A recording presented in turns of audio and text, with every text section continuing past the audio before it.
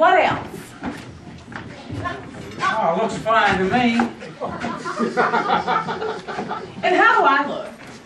Why, you look lovely as always. Well, that's sweet, but I'm supposed to be dying. Well, said a dying woman can't be beautiful. Well, the point, Arpege, is that I have to be convincing.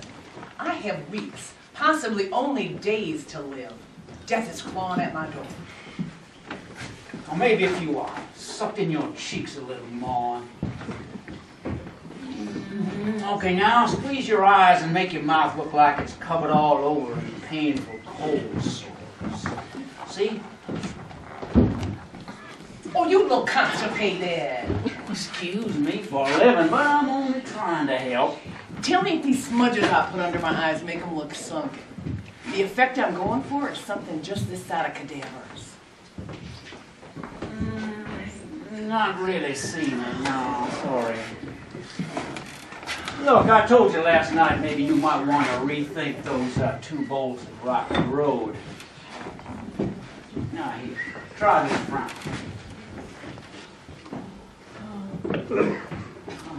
Oh, I'm supposed to be a woman benighted by the shadow of death. Well, and yet, are you still not planning on skipping out here like the hostess with the mostest? I wasn't going to skip, Arpege. I was going to hobble. Maybe you should just, I don't know, maybe you should just keep to your bed. And let you be the one to make the presentation to my glitter girls? No, sir. There are far too many working parts to my plan to leave any of this up to you. Anything else? Well, now after you sat down, don't try and get up without my help. Okay. And don't forget to moan and flinch every now and again on account of all the pain you are suffering from whatever disease it is you haven't told anybody about yet. Okay. Is that it? I guess. Very well then. But something's missing. No, there ain't nothing missing. I put the crackers of lemonade. What? Oh, darling, you've got a very large, hardened mucus ball positioned right on the edge of your lip. It's a booger. Now, ain't a hard word to say. Now, you may be worth an ungodly fortune, but you and I both know you are still a country girl at heart, which means that you must know words like, oh, if I could only think of one now. I know. Booger. Well, it does now appear to be gone. You know, is this how you treated all the people who worked for you in the snood factory? Well, belittle their appearance every time you had the notion. No. In fact, I treated my employees far worse than that. Because I expect only the best from people whom I employ. Unfortunately, they will forever disappoint me. People disappoint me, Arpege, or haven't you noticed? My employees, my family, what little family I have left. Your poor maid, Arpege. But now, what about your blessed glitter sisters now? Do they disappoint you too? Oh, of course they do. And yet you are planning on giving one of them a ton of money. Under certain conditions. Okay, run along now. Go get changed and bring out that other pitcher of lemonade. Ma'am?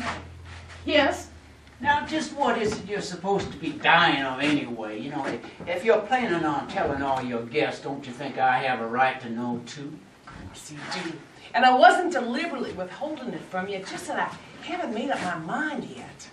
This is no easy task, because I require a terminal illness that is both very rare and hopefully ungoogleable. I've narrowed it down to either degenerative hypoplasia or progressive inversion of the spleen. Oh, I have no idea what either of those are. It's because I made them up. I'm hoping that whichever one I pick will sound sufficiently convincing to all my glitter girls. Did you shave this morning? Well, by habit, I shave every other morning. Oh, I'd rethink that habit. Now, you think I ought to shower? Well, when were your last ablutions? Sunday. Oh, Oh, you are incorrigible. No, there's no time. Go powder yourself and get into your maid's uniform. Yes, ma'am. Is there something you wish to say, Arpez? You have that look. I just don't think what we're doing is right. Did I ask for your opinion? Miss Tremaine, you ask for my opinion 20 times a day. Well, usually it's about things that don't matter to Flip, now the important stuff. Oh, like who I'm going to give my money to? I don't know, I just don't think you're going about this the right way. Well, I'm starting to get that feeling from you. I know it's not my place to talk you out of it, but I just couldn't live with myself if I didn't at least try. Well, let's just say that you did try, and you failed. Arpez. Yes?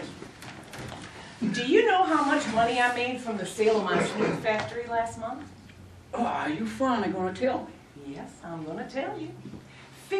Closer to $51 million. Turns out I have quite a talent for making money. Now here's the question of the day. Do you think that I should give some of that money to one of my glitter girl sisters of the Gleam and Sparkle? Which hopefully she will then spread out among all the others. Yeah, I think that's a very nice gesture. Are you going to do something nice for your girl Friday too? That's contingent, of course, on her finally telling me why she had to go undercover. Do I have to tell you that before you leave me any money? Oh, yes, Arpez. The word of the day is trust. I've put enormous trust in you over these last 3 years. And you want to know why, Arpez? Because you have proven to me your worth and your goodness time and time again. You proved your goodness that day on Highway 27 when you pulled me from my burning Mercedes and dragged me to safety. You risked your own life to save mine, and I remain forever in your debt. Well, thank you, ma'am, but, you know, you weren't all me. Part of it was pure adrenaline from them 8 cans of Red Bull I had. But, to be honest, Will, I have grown a little fond of you. As I have you. But now you are having some doubts about your glitter sisters. Doubts. That's a good way to put it. Since we first came together 16 years ago, I've grown fond of them, I'll admit it. And they seem to adore me, but is their adoration and devotion, is it genuine, Arpez? Or is it, say, based on the fact that I fly them all to Bermuda once a year for getaway weekends, or get their husbands' luxury suites at the Georgia Dome, or pay to send their kids to expensive boarding schools and prep schools? Do they love me for me, Arpez, or are all 8 of them? Oh, that's right, there aren't 8 anymore, are there? Poor Mary Catherine. Are all 7 of them just waiting to see what big a chunk of money I might leave them and their families when I finally kick the old bucket? That's what this experiment will prove, no matter how much you may object to it. Well, I promise from now on to keep my objections to myself. Thank you. You know, should we do another check on them listening devices? Oh, no, I did that already. It was while you were down here straightening the porch. You were humming that Beatles tune, weren't you? Eleanor Rigby. Yes, ma'am, but I wasn't humming it very loud. Oh, no, but the man at the Atlanta Spy Store said I was buying the very best bugs on the market. Oh, and I don't like that song. It's so bleak. Well, I'm just trying to put myself into a bleak mood now. Isn't that what you want? Yes, I suppose it is. So anyway, how much are you giving to the winner of your little game? I thought $16 million would be fair, because that's 1 year, 1 million for each of the years the Glitter Girls have been glittering.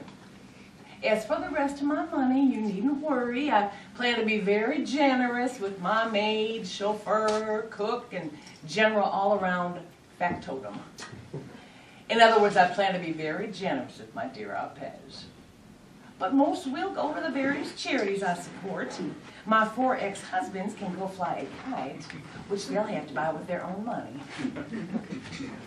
I'll look in on them other crackers there and see what not to throw a wrench in your plans, Miss Tremaine, but is there any chance that you might do for me what you're doing for the winner of your little glitter girl challenge? And that would be let me have my money before you check out. Well, that depends on what kind of naughty business turns you into a fugitive from justice. I certainly don't plan on rewarding any criminal behavior. I understand. Are you ever going to tell me? Oh, someday I'll tell you. But for now, we'll just leave things the way they are. Is that what you're saying? Yeah. So you like things just the way they are, you and me, a happy little life together? That's okay, I guess. But didn't you once tell me that you've been a woman for so long it's just part of who you are now? No. Did I say that? Or was that high? Well, to be honest, Miss Tremaine, well, I kind of like being a man. Well, there were certain advantages that I really enjoyed. For heaven's sake, don't tell me those advantages. Considering how hard I had to work as a woman to achieve success in the specialized apparel industry, I'd rather not hear what things were just handed to you as part of your male birthright. Okay, but I was just mostly thinking about the convenience of peeing standing up. I'm glad we had this talk. Me too. All right, now run along. Go check on the bacon puffs. And take that tray of caviar out of the fridge and put it on ice. Your guests are having caviar and bacon puffs? Well, why not? I feel that it represents the 2 epochs of my life. Both the lean years of my hill and holly youth and the flush years of my late adulthood. Besides, I happen to feel that beluga roe and bacon bits go very well together.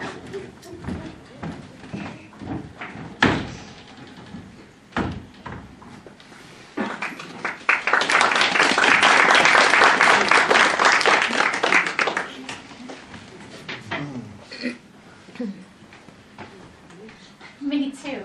Always the very first. Sometimes I get to parties so early that I end up helping the host and hostess put all the food out. Sometimes they send me fries. But I really can't help myself. My mother says it's because I was born 1 month premature. There's an irony here, which would be funny if it wasn't so sad. Oh, you mean the fact that you were born premature and that your mother died premature? No. I can't believe I just said that. Sometimes things just fly out of my mouth and I don't even know why. Don't worry about it. I remember in high school you barely let anything fly out of your mouth. Wait, you actually remember me from high school? Of course I do. You sat right in front of me in Mr. Higgins' English class. And confession time. Sometimes when I get bored, I study the swirly way the hair grows on the back of your neck. Are my swirls, weird? Oh, not at all. They're interesting. They remind me of that painting, Starry Night. Do you know it? I'm not quite sure. Now, what I meant by ironic is that both my brothers were born late, and throughout their lives, they've always been late. I mean, for everything.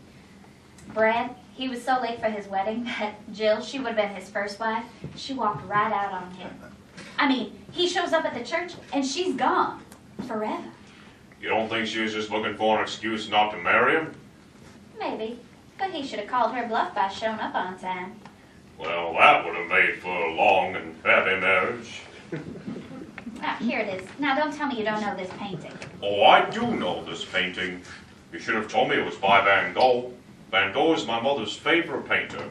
She likes him so much that she pronounces his name Van Gogh. I think I knew that about your mother. I know a lot about her, you know. I've been an honorary glitter girl ever since my mom died, and then last December they officially legacied me in, so I'm very well informed about all the glitter girls. It's really sweet of you to come in her place. Well, actually, it was Miss Tremaine who asked me. She knew that Mom would be in Italy this week. Her land law firm is opening a branch in Rome. Rome, Italy, not Rome, Georgia? No, I'm pretty sure it's Rome, Italy. Miss Tremaine said that this would be an important meeting, so I'm here as Mama's proxy. Where is everybody? Oh, they'll be here. It's still early. I just love this smell. It's so pungent. So, you liked looking at the back of my neck in high school? Along with other parts of your anatomy. I have another confession. I just love muscular legs on a man. And I remember you always had the nicest legs. Oh, well, I guess they were kind of scenery. I ran track. I think I remember that. I bet you still have beautiful, sinewy legs. I hope I'm not making you blush. Oh, no, I don't blush. Thank you for the compliment. I think you have nice boobs. Did you also what I think you just said? Oh, I can't believe You really don't have a filter, do you? Some men don't. Oh, God, no. Take it as the compliment you intended. Oh, thank you. Perhaps we could change the subject. Better yet, I think I just heard a car door slam. Maybe we should go back to the porch.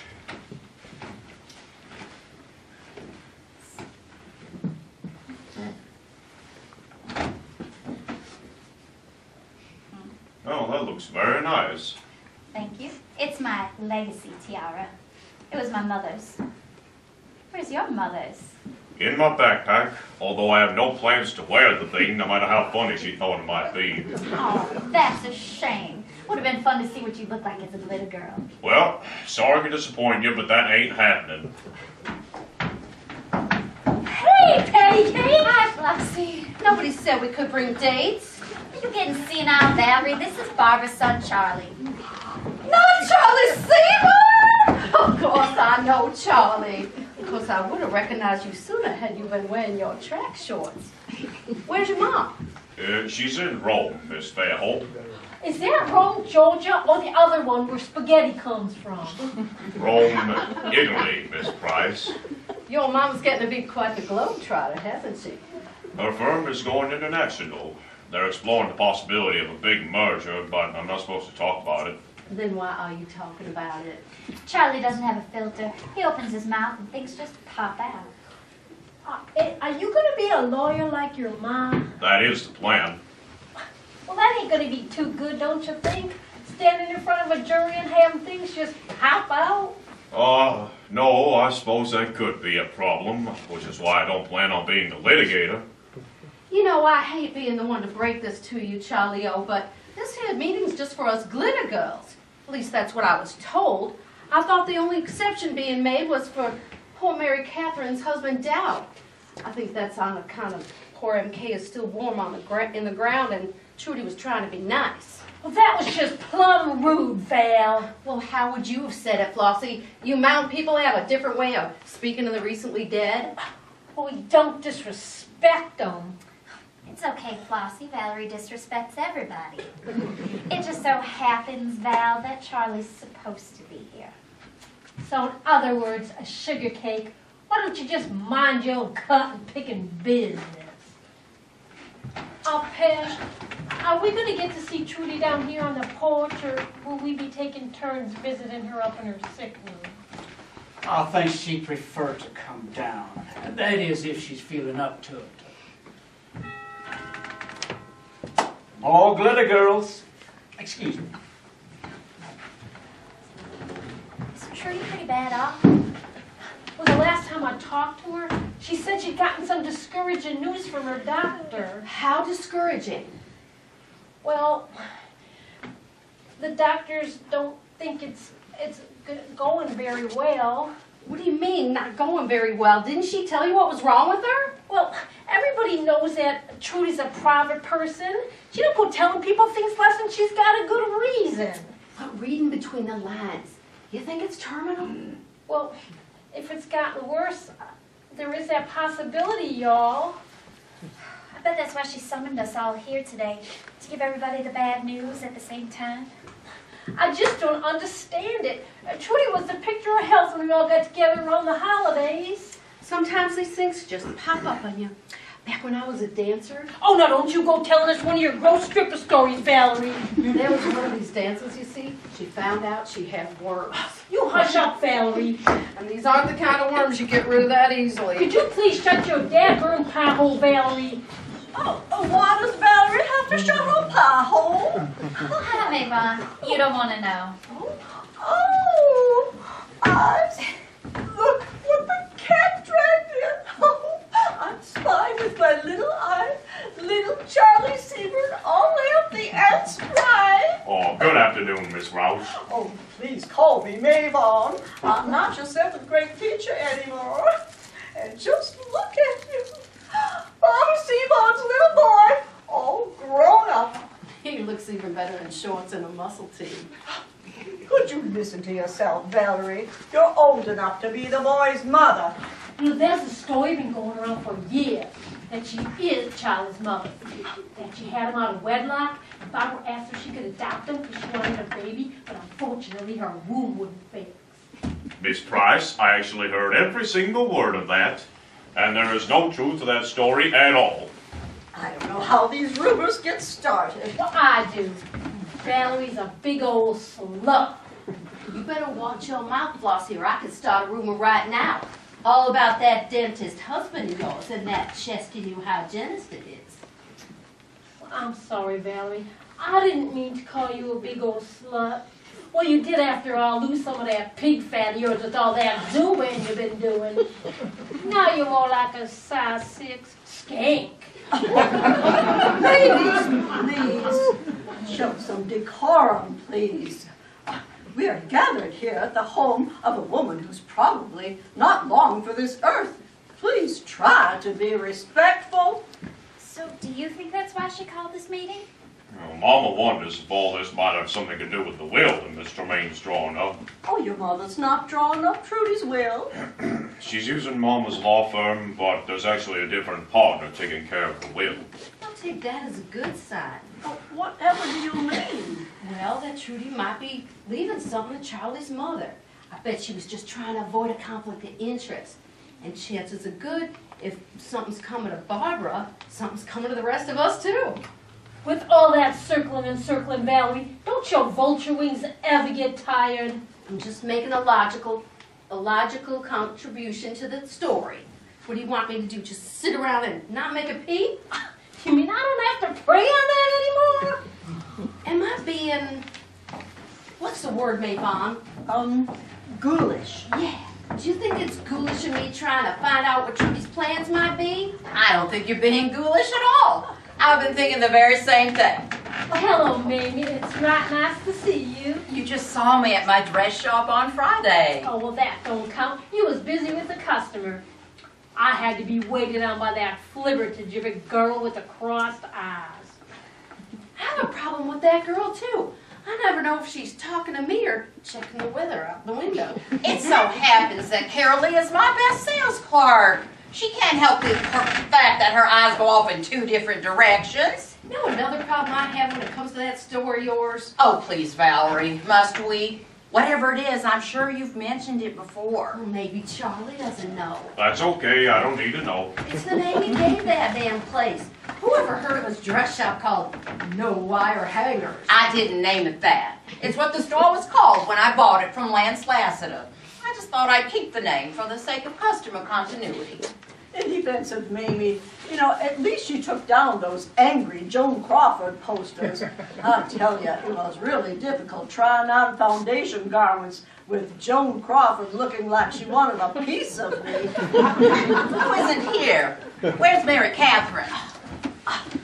With Jesus would be my guess. It might help you to remember that Mary Catherine died last month. Had you bothered to come to her funeral? I'm sorry I missed Mary Catherine's funeral, but it couldn't be helped. That was the day of the big Republican Party picnic. And you know how Dean likes me to be with him when he has to press the flesh. Oh, so it's official? Your husband's going to run for mayor? Well, he won't be making his formal announcement until next week, but yes. Where's Corinne? In the bathroom? She called me and said she was running late. I'm sure she'll get here eventually, Flossie. Land's sake, I'm not crying about Corinne. crying for Trudy. Well, this just might be the last time we'll all be together. Maybe she called us all here to tell us goodbye. Do you know how many years we've all been together? 15? 16. Well, these two here was just starting first grade. And me and Trudy, well, we go back even farther than that. We was both from the hills. Well, my holler was just 3 hollers from her holler. We was both so poor. Well, I don't think neither of us put on our first pair of shoes till we was old enough to sprout the nipple buds. Flossie, there is a man present. Oh, that's okay. I don't even know what nipple buds are. All I'm saying is that I think of Trudy as my very own sister. Don't matter that she's gotten all highfalutin over the years or as mean as a Mongol she-bitch. I happen to know that deep down inside, she's still that sweet, barefoot country girl I used to know. Well, when it comes to giving away all that money, I hope it's the sweet country girl doing it and not that mongrel she-bitch. Oh, Hi, everybody. I rear-ended a cement mixer. I'm gonna take Corinne down behind the herb garden and hose her down. Come on in, the front door's unlocked. That's probably Mr. Foster.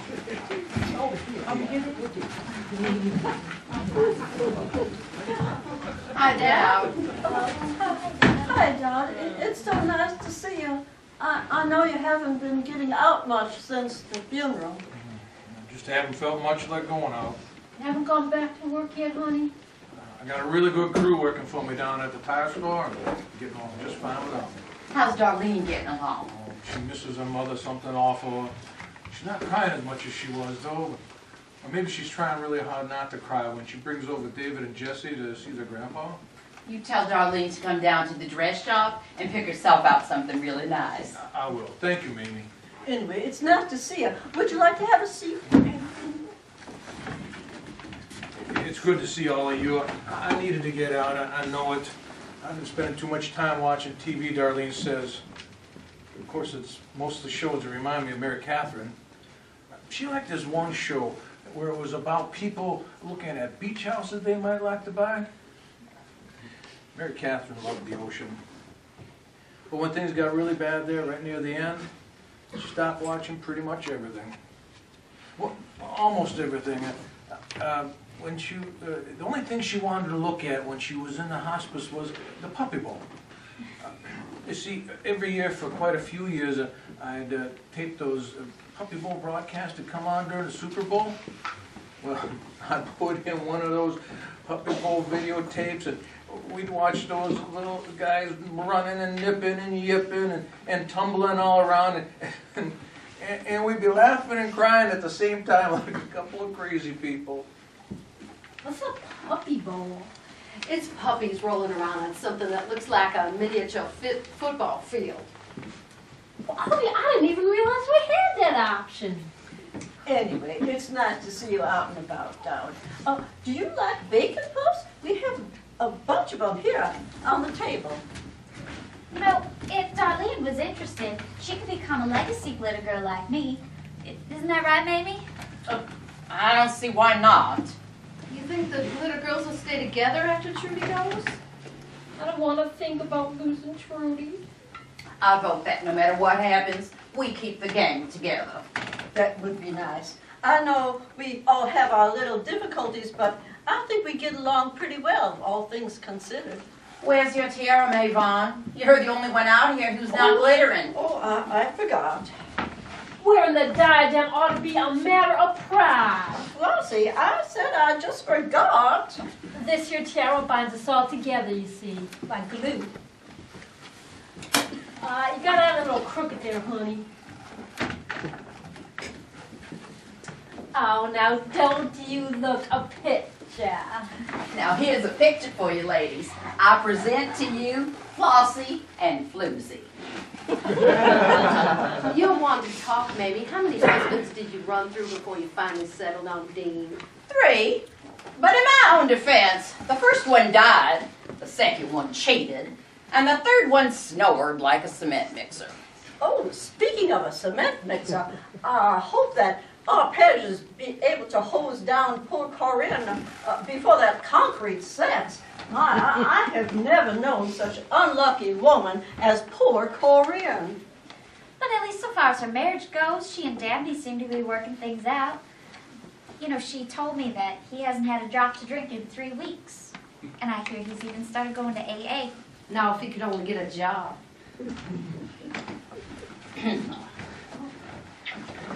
We're going to get Corinne into some warm clothes, and well, after that is done, I'll go in and check with Trudy and see if she might come down and visit with us for a few minutes. If that's an inconvenience, we'd be happy to go upstairs and gather around her deathbed. Maybe Ewing. Did you actually say deathbed? That didn't come out at all the way I meant it. You know, I have that problem too. Saying things aloud that I ought to be just thinking. Charlie doesn't have a filter. Of course, there are far worse faults a person could have. You could be a serial divorcee. Or a serial slut. Oh, did I just say that out loud? Looks like Charlie and me really are 2 peas in a pod.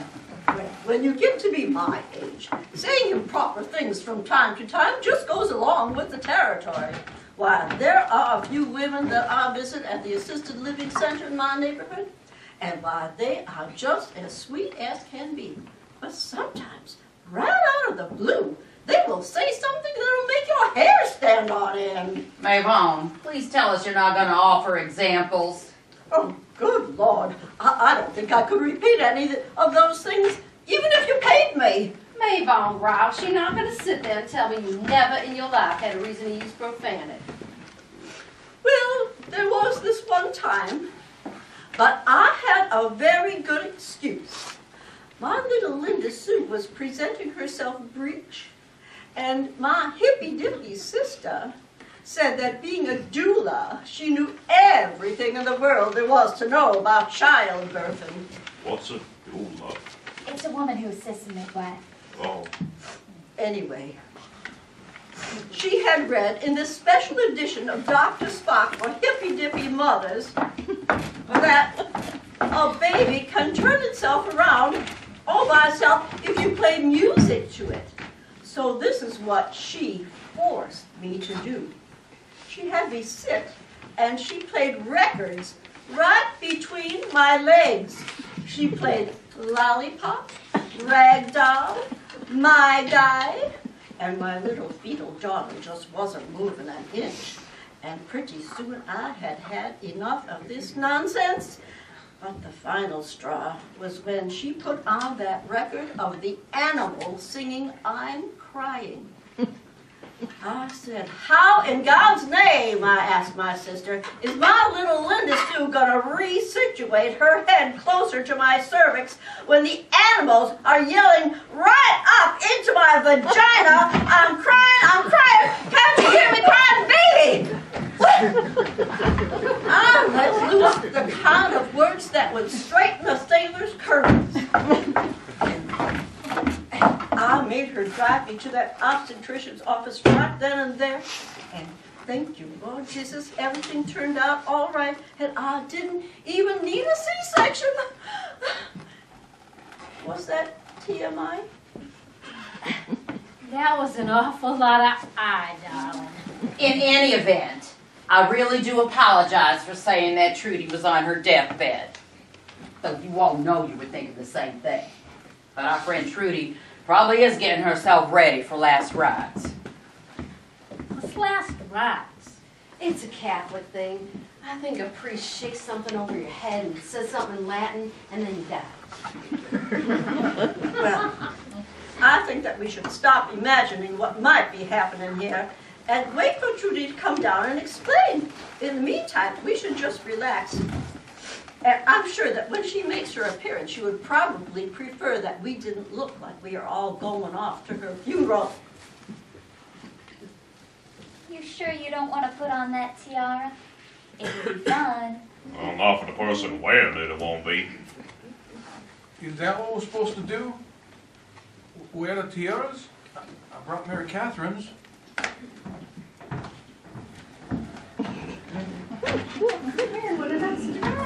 thank you. It's Trudy's. I saw you at the Publix the other day. You were standing by the hot food bar. Oh, it was Campbell's birthday.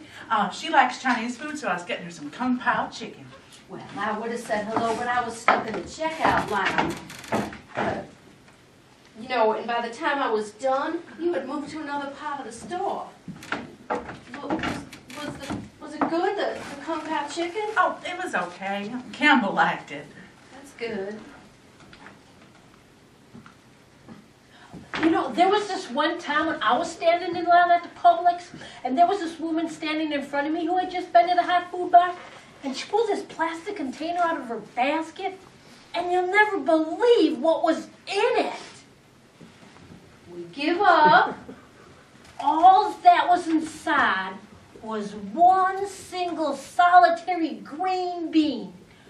I looked right at that green bean and I said, "Excuse me, ma'am, but it do appear that you're just buying one green bean." And inquiring minds would want to know why. And she goes, "Well, my daughter hates green beans, but I know they're good for her." So we decided to approach this problem incrementally. She really used the word incrementally.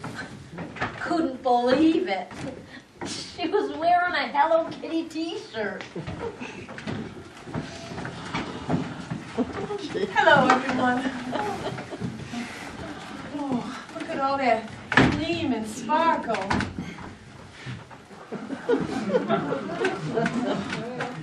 Thank you, Patch. Mommy has big, strong arms. It's so nice y'all could make it. Barbara didn't come. She's in Rome. Oh, yes, I know.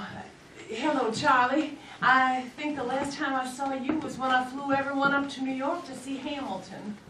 Oh, how I miss all of our big Glitter Girl family excursions.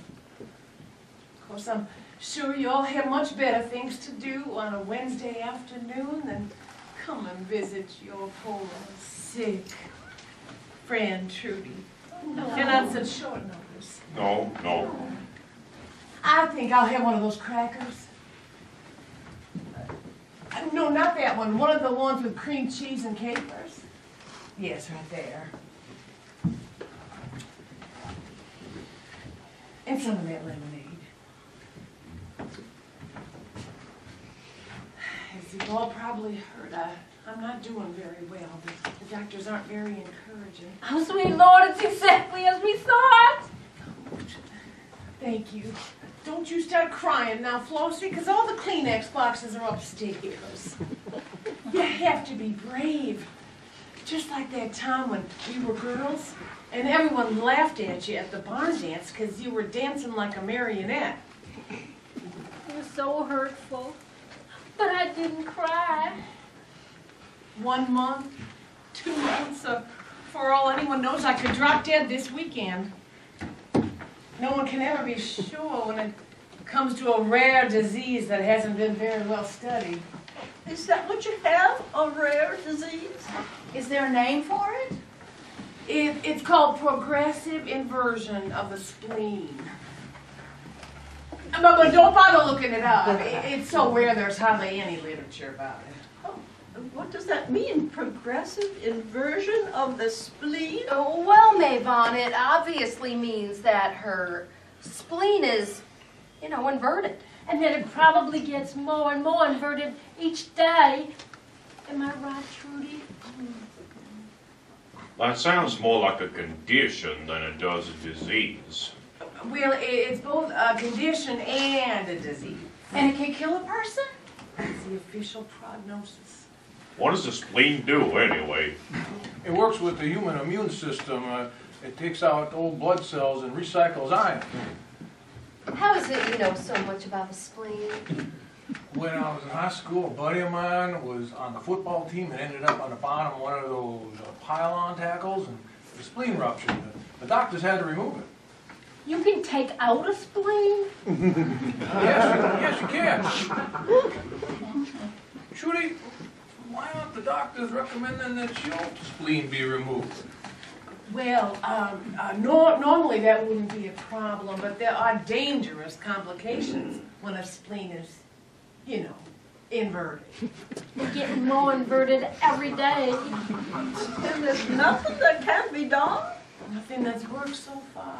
It's a death sentence. It's an absolute death sentence. Oh, Trudy, sweetie, our hearts go out to you. All our hearts, the hearts of everyone on this porch, all who love you equally. Oh, thank you. Your friendship means so much to me, and that's why it pains me to put you all through this. Oh, don't worry about us.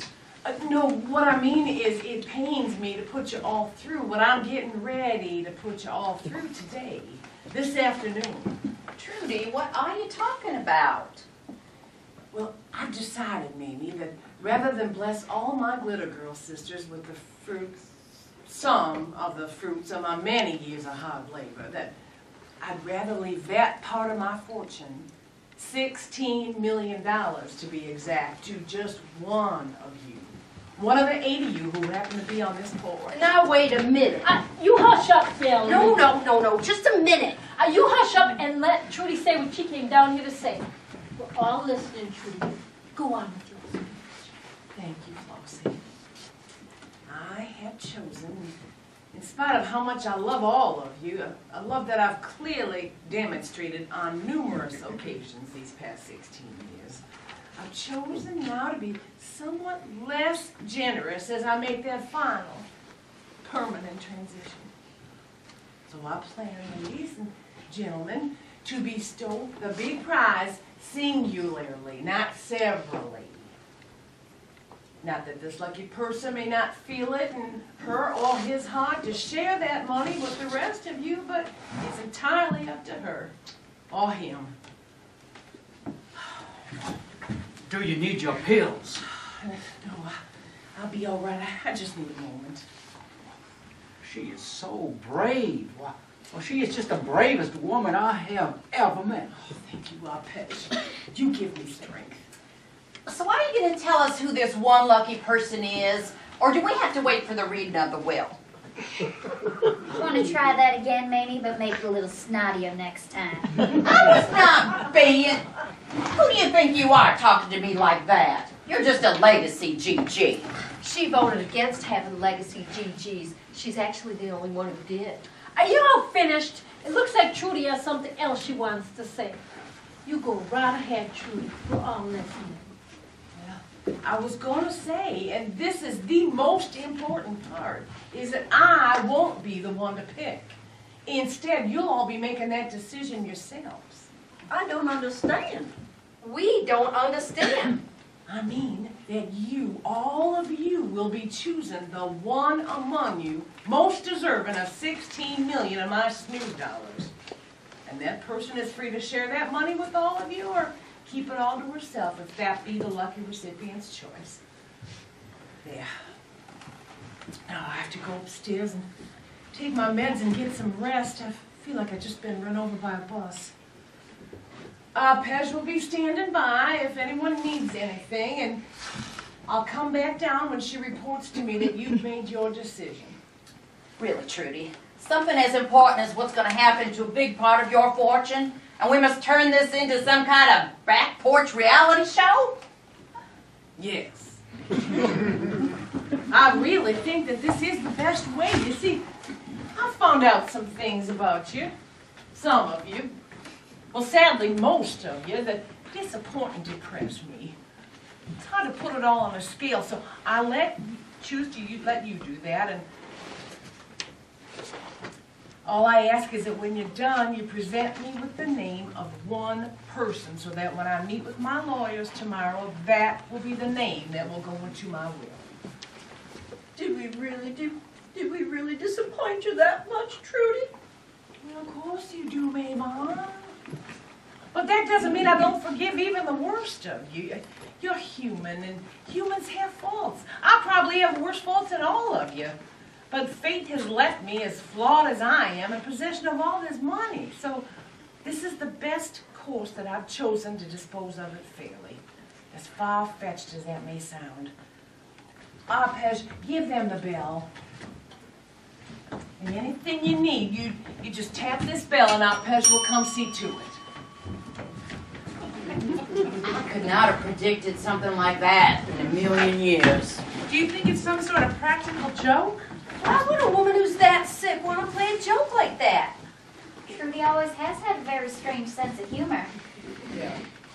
I think that we should assume that it is not a joke, and that we just wait until things come out and we'll just work it out. Trudy wants to do. We'll do what Trudy wants to do, but you know, it's hard to know how to even begin what to do what she asks. I suppose we can all just put it to a vote. Excuse me, but I vote we don't put it to a vote. Trudy said she found out about us. Things we might like to know so we can make an informed decision. Valerie's probably right.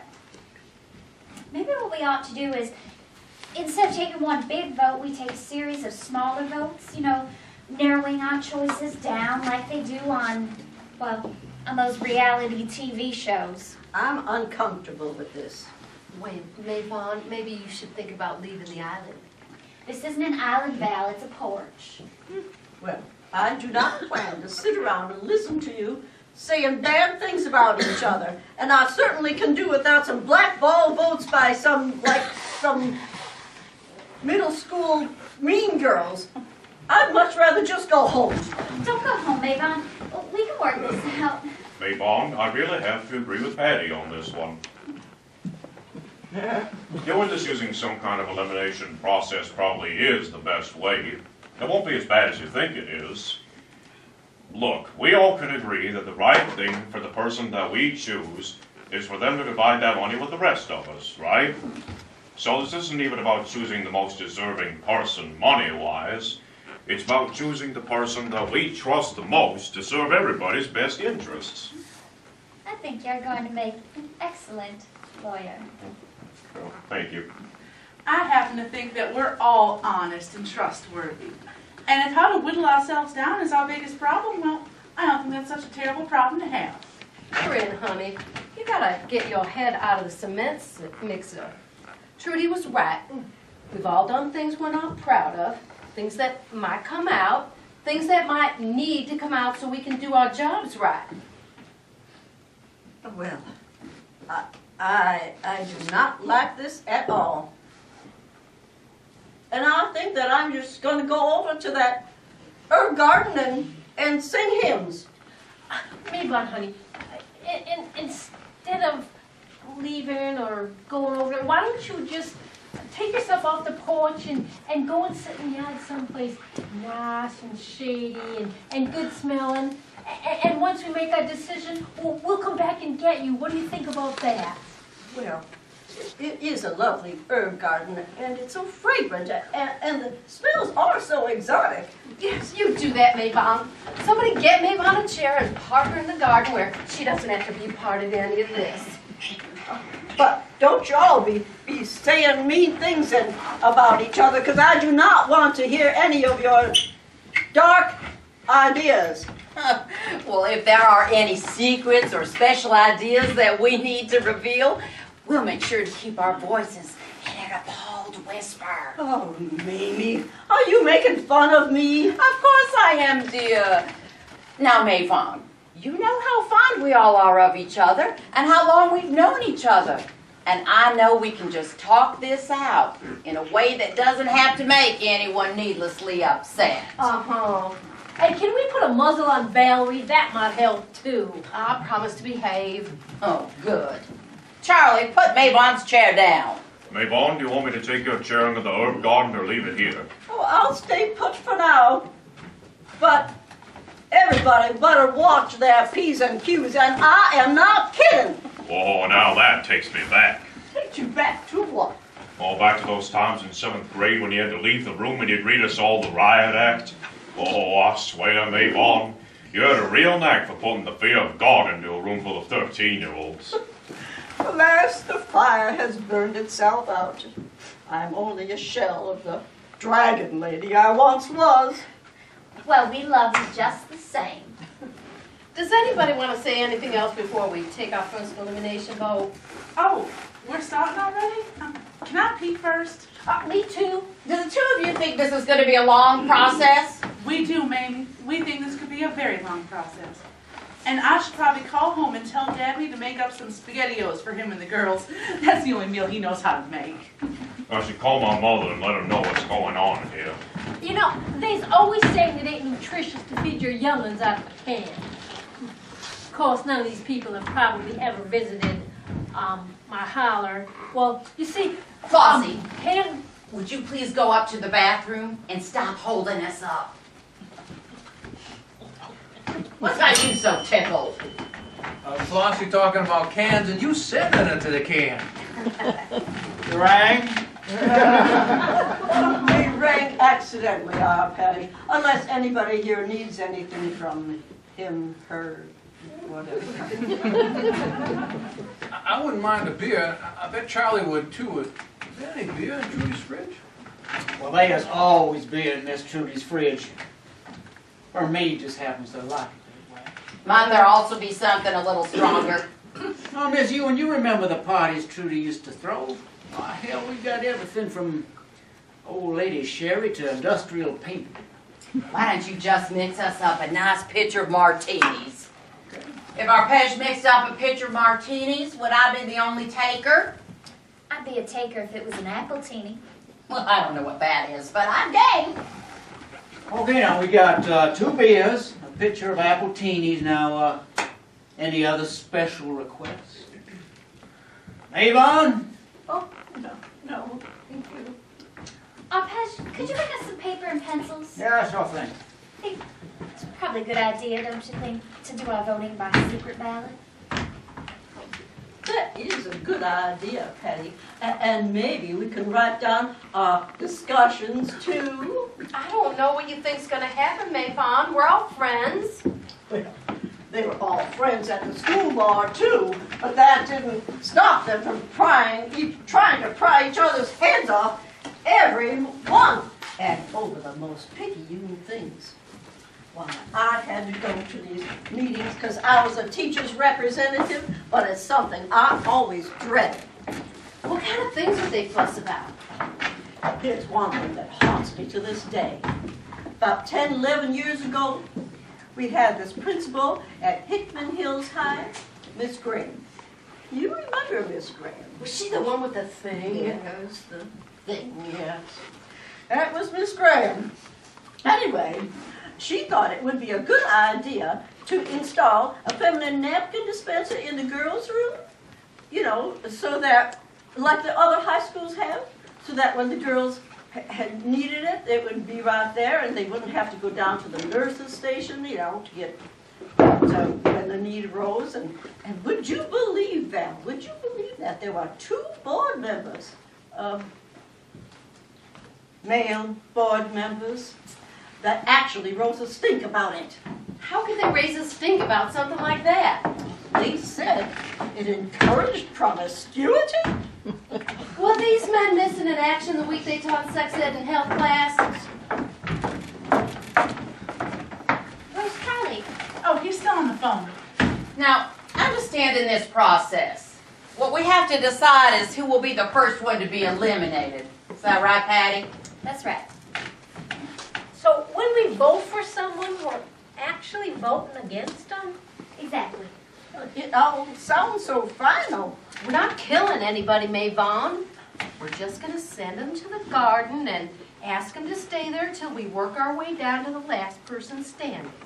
And that is the name of the person we'll present to Trudy.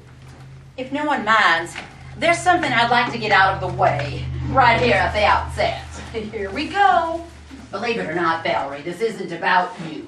It so happens to be about Corinne. What about Corinne? Well, more about your husband if you get right down to it. You see, dear, I just don't think Dabney can be trusted. I mean, should you be the winner of this game? Trusted to do what? To divide the money fairly, I think Mamie means. That's exactly what I mean.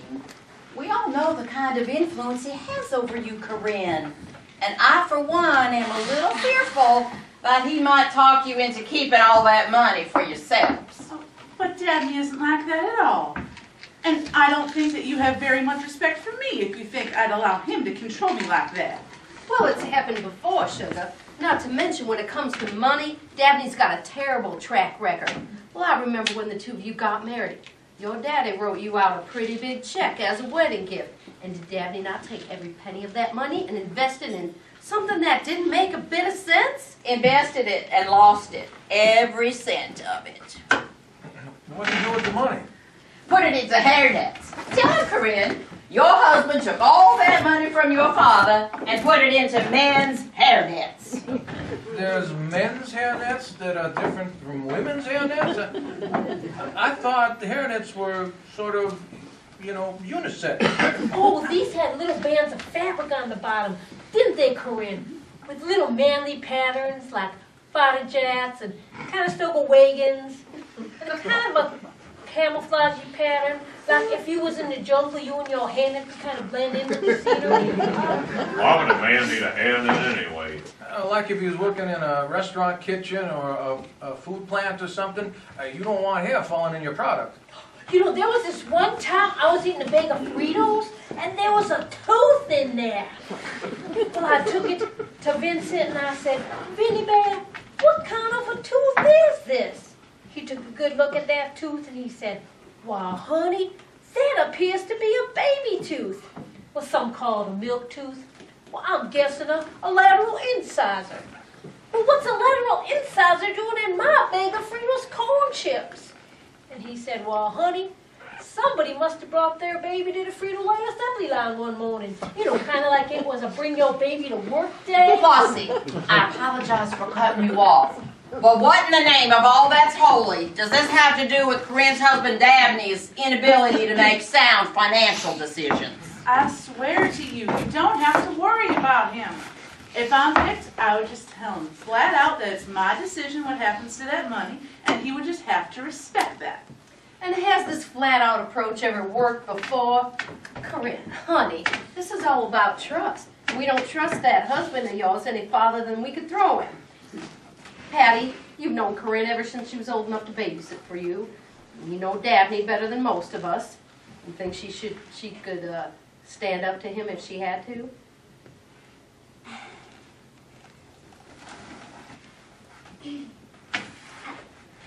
I know it's been hard, the life you and Dabney have made together. And you can't deny that he's made some difficult demands on you. Oh, he's looking for a job. I mean, seriously looking. And I know he drinks, but he stopped. And he's stopped before. But this time, I mean, he means to keep himself sober. Drinks, anyone? Thanks, Arpege. Now go away. Although, in Corinne's defense, I think something ought to be said for the fact that after 11 years, she and Dabney are still together. Hasn't been easy, but they're hanging in there. Oh, thank you, Patty. And I do love him. Sometimes I think about him like a little boy. A lost little boy who can't find his way home. Well, he certainly found his way to Valerie's bed about 4 years ago.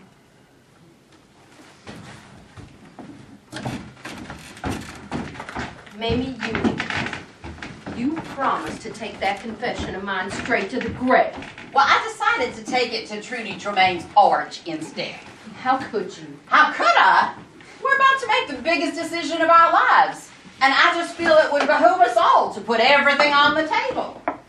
Now, we all know you have a bad habit of stepping out with other people's husbands. And that just makes you, in my humble opinion, not the most responsible person on this porch. Any woman who could sleep with the spouse of one of her very own glitter girl sisters could just as easily steal $16 million from her friends and never look back. Technically, it'd be 14 million because you'd assume it'd be divided evenly and 2 million would fairly be hers. Dowd, with all due respect, could you please shut up? Baby. I'd slap her, but I'd probably break my hand on that. Help me out, Mayvon. Oh, you mean Mamie's armor-like carapace of a reptilian origin? This, my fellow glitter girls, is what I did not want to do. So I am going to take myself over to that herb garden and sing hymns in case any of you wants to join me. You know, I'd join you, Mayvon, only that would mean that I wouldn't get to vote. And I've suddenly got me a strong hankering to vote right now. So, what we have to decide is who do we kick off this here poll? A glitter girl who dotes on her husband like he was the dang king of Sheba when everyone knows he ain't got the sense God gave a flea. A glitter girl who betray a secret as quick as she'd swat a fly. Or a glitter girl whose bed is racked up so much road hard mileage even the Goodwill wouldn't take it. Now, I'd say that's something definitely worth sticking around for. Excuse me. I'd like to say something. Well, you go right ahead, honey. But get that hair out of your eyes. Oh, yes, ma'am. I would like to say something on behalf of one of these women, if nobody minds. Corinne was your babysitter too? This isn't about Corinne. This is about you. Me. It's about a special night that we had when I was 15. Charlie Seaburn, you better not be getting ready to say that it was Valerie Fairhope who sent you on your merry way to manhood. Oh, no, that isn't it at all. There could be statutory rape in Title 16 of the Georgia Code, Chapter 6, Section 3. No, what I'm saying is that I was very shy around people back in those days, and I had an especially hard time around girls, and Valerie and I had a very long talk one night, and she helped me sort a few things out. I did? I really helped you out that much? Well, more than my mother ever. I know I shouldn't talk about my mother that way, but I'm not supposed to have a filter now, am I? I'll just say that it wasn't an easy thing going through adolescence with Barbara Seaburn at the rudder. Do you hate your ma, Charlie? Is that your big flaw, sugar? I don't hate my mother. She can help the way that she is. But we could say that about Valerie, too. And Mamie. And Corinne. Well, that doesn't help us make our decision, Charlie. Well, I didn't say this was going to be an easy vote. As a matter of fact, I just might decide not to vote against any of those three. Well, you have to vote against somebody. That's the way this works. Well, then maybe I'll just sit in the herb garden with Mayvon and sing hymns. Well, I have had a change of heart. The old rugged cross will have to wait. Shall we vote, class? I guess we vote.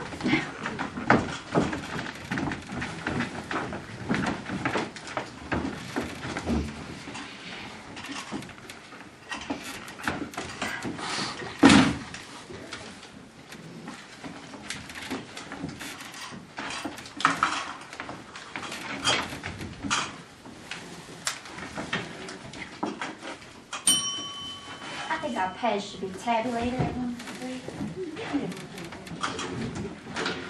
We need you to come to vote, girl boy. I can do that.